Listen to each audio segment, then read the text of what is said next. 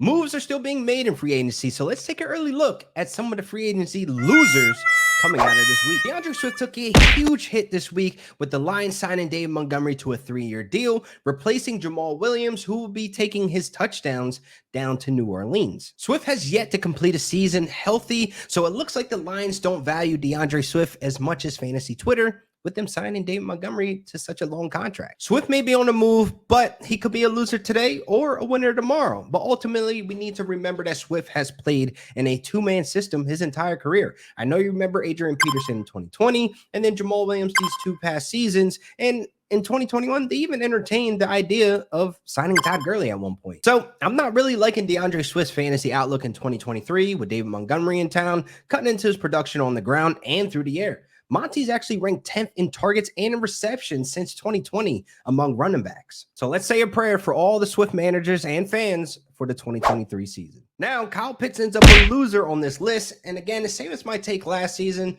it's not much so of his talent or him. It's just the system he's in and the head coach making some weird moves. The Falcons traded for Jonnu Smith. They actually gave something up for another tight end because, yeah, they needed tight ends, right?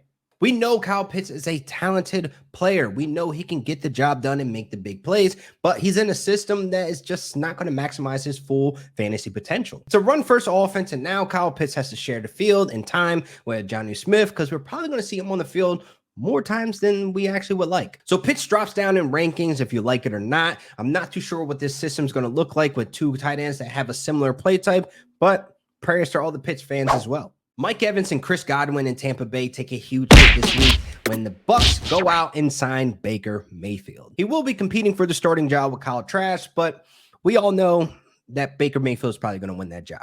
Only one wide receiver with Baker Mayfield as a starter has averaged more than 14 fantasy points per game in a single season, and that was Jarvis Landry in 2019. Since then, not one wide receiver has averaged more than 12 fantasy points per game in a single season with Baker Mayfield as the starter. These guys are in trouble. Bucks wide receivers are a clear fade to me. And best case scenario is that Kyle Trask uses the Dragon Balls and he wishes himself to become Tom Brady and he beats out Baker Mayfield in camp. Best case scenario.